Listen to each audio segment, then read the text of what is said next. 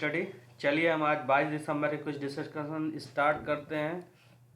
अरे भाई ये क्या क्या आ जाता है। चलिए पहला क्वेश्चन क्या है, ध्यान से पढ़िएगा।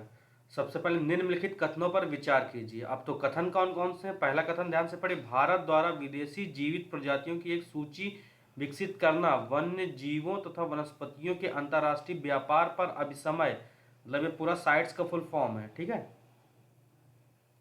का बेहतर अनुपालन सुनिश्चित करेगा। बिल्कुल सही है, पहला तो सही है। अब यह कि हाल ही में सुप्रीम कोर्ट ने आदेश दिया कि यदि कोई अवैध रूप से विदेशी प्रजाति के अधिग्रहण या कब्जे की घोषणा करता है तो उसके विरुद्ध जांच और अभियोजन चलाया जाएगा। तो ये सेकेंड ऑप्शन गलत है। क्यों गलत है? क्योंकि अभी सुप्रीम कोर्ट नहीं, हाई कोर्ट ने ऐसा किया, मगर इसमें इस एक्ट या इसमें भारत सरकार ने, गवर्नमेंट ऑफ इंडिया ने किसी भी तरह के सुप्रीम कोर्ट हाई कोर्ट को बाहर कर रखा है, ठीक है। तो दूसरा गलत हो जाएगा, पहला सही हो जाएगा। क्वेश्चन नंबर दूसरा देखिए, दूसरा क्या, निम्नलिखित कथनों पर विचार कीजिए। अब फिर से वही कथन है। यहाँ पे साइट्स देखिए, साइट्स एक अंतरराष्ट्रीय समझौता है, एक अंतर सरकारी और अंतरराष्ट्रीय समझौता जिसका उद्देश्य वन्यजीव पक्षियों वनस्पतियों के अंतरराष्ट्रीय व्यापार में इसकी सुरक्षा करना, ठीक है। पहला सही है। तो इसका क्या है, तीसरा देखिए, सरकार ने सस्ते ऋण और इंटरेस्ट सबवेंशन तक पहुंच प्रदान करने के लिए परिवेश पोर्टल, तो आपको मिनिस्ट्री ऑफ एनवायरमेंट ने निकाला, मतलब पर्यावरण मंत्रालय ने परिवेश पोर्टल को निकाला, जिसमें क्या है कि एकल विंडो है, एकल विंडो के तहत सारे तरह क्लियरेंस प्रदान किए जाते हैं। तो यहाँ पे परिवेश का इससे कोई लेना देना है, तो तीसरा हो जाए गलत। और ये ध्यान रखिए कि दूसरा सही है, राजस्व आसूचना निदेशालय भारत में तस्करी विरोधी कानून को लागू करता। तो आपको लग सकता है कि राजस्व आसूचना ये थोड़ा अलग सा लग रहा है, मतलब कि भारत में तस्करी विरोधी कानून के लिए, तो ये मगर ये याद रखना है सही है। तो दोनों ऑप्शन इसके सही हैं। तो सही उत्तर कौन सा हो जाएगा, पहला दूसरा, मतलब ए ऑप्शन। अब ये क्वेश्चन नंबर तीसरा देखिए, हाल ही में समाचार में चर्चित प्लाज्मोडियम ओवेल क्या है। ये इंपॉर्टेंट है, अभी केरल में नया प्लाज्मोडियम को खोजा गया। तो ये क्या है, ये है मलेरिया का टाइप, ठीक है, जिसमें मलेरिया जिस प्लाज्मोडियम की वजह से होता है उनके टाइप हैं। तो ये तीसरा ऑप्शन होगा। चौथा क्या है, कभी कभी समाचार में प्राइम एडिटिंग न्यूज में रहता है, तो इंपॉर्टेंट है। तो क्या है, जीनोम एडिटिंग तकनीक है इसके, ये जीनोम एडिटिंग तकनीक है, तो चौथा ऑप्शन सही हो जाएगा। क्वेश्चन नंबर पांचवा देखिए, कि ब्यूरो ऑफ एनर्जी एफिशिएंसी के बारे में निम्नलिखित कथनों पर विचार कीजिए। तो पहला कथन क्या है, ब्यूरो ऑफ एनर्जी एफिशिएंसी एक वैधानिक निकाय है जिसका प्राथमिक उद्देश्य भारतीय अर्थव्यवस्था की ऊर्जा गहनता को कम करना। तो ठीक है, पहले इसमें क्या है, ये एक वैधानिक, बिल्कुल सही है। एनर्जी एक्ट 2001 के तहत बनाया गया, 2002 में बॉडी, एनर्जी कंजर्वेशन एक्ट, ठीक है।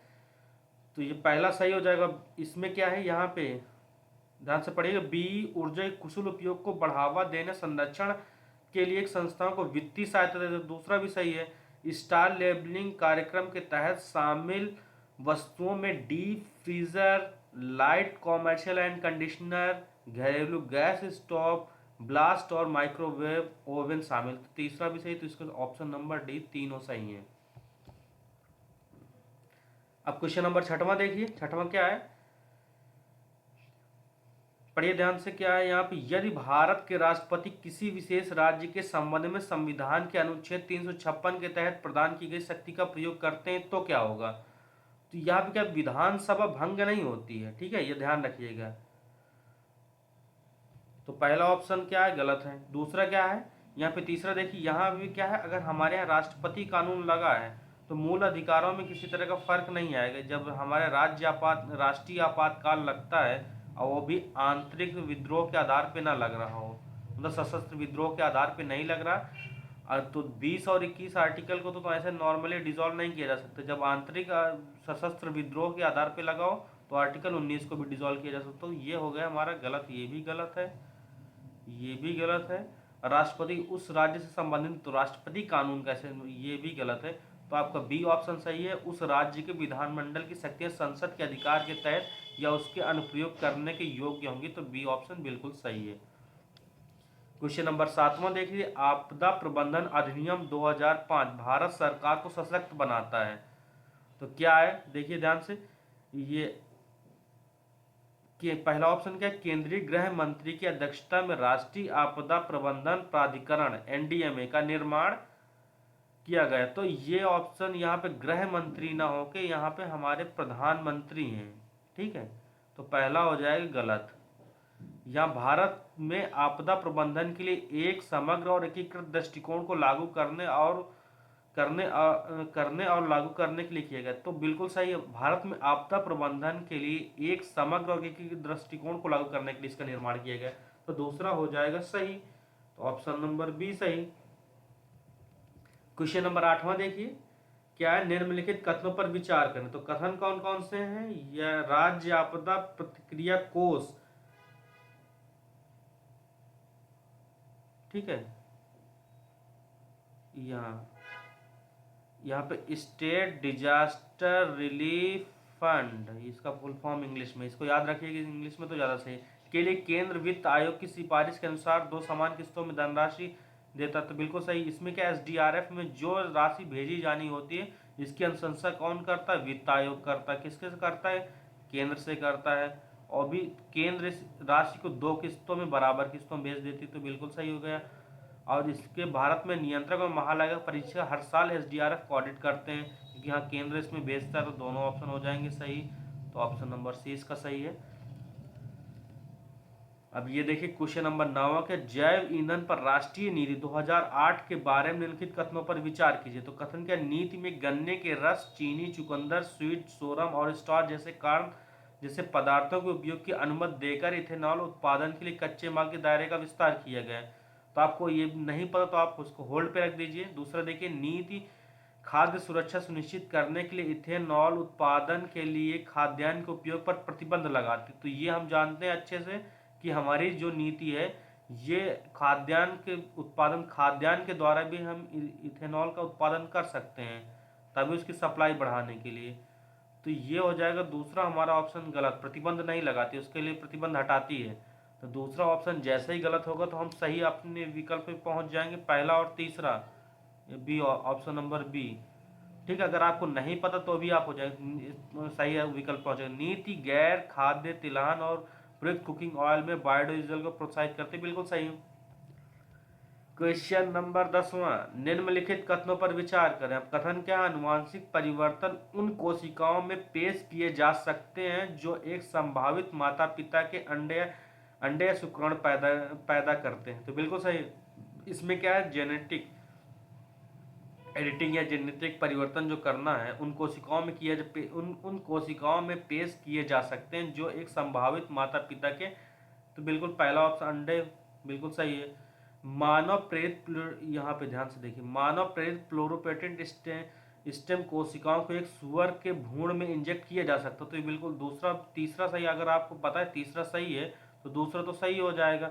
तो आप दूसरा ध्यान से पढ़ लीजिए, प्रारंभिक भ्रूण अवस्था में जन्म से पहले किसी व्यक्ति जा सकता था, दूसरा भी जा सकता था, दूसरा भी सही। तो आप ध्यान से पढ़िए, तीनों ऑप्शन याद कर लीजिएगा, पहला, दूसरा, तीसरा। ऑप्शन नंबर डी इसका सही है। यूपीएससी क्वेश्चन इसमें पूछा जा चुका है, कैश9 क्या है, कैश9 प्रोटीन क्या है। तो ये लक्षित जीन संपादन में प्रयुक्त आणविक कैंची है। तो पहला ऑप्शन इसका हो जाएगा सही।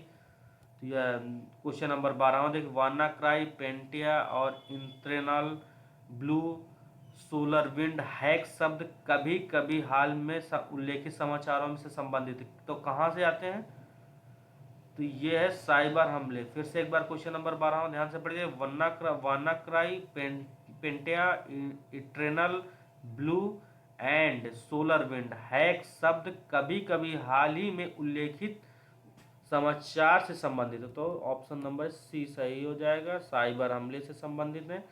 क्वेश्चन नंबर 13वां ध्यान से पढ़िए, इसमें CDRI के लिए गठबंधन के बाद निम्नलिखित कथनों पर विचार कीजिए। तो CDRI किसके अनुशंसा के आधार पर बनाया गया, तो ये इंडिया ने इसके लिए फॉरवर्ड कदम बढ़ाया। तो यहाँ पे क्या लिखा, डिजास्टर रेजिलिएंट इंफ्रास्ट्रक्चर के गठबंधन संयुक्त राष्ट्र कार्यालय की आपदा जोखिम न्यूनीकरण की एक पहल है। तो इंडिया ने इसकी पहल की, तो पहला जैसे ही आप कट करेंगे तो सही विकल्प पहुंच जाएंगे, दूसरा, तीसरा, मगर आप पढ़ लीजिए कि यह जलवायु और आपदा लचीले बुनियादी ढांचे के निर्माण के उनके प्रयासों में विकसित और विकासशील देशों का समर्थन करेगा। तो बिल्कुल सही है।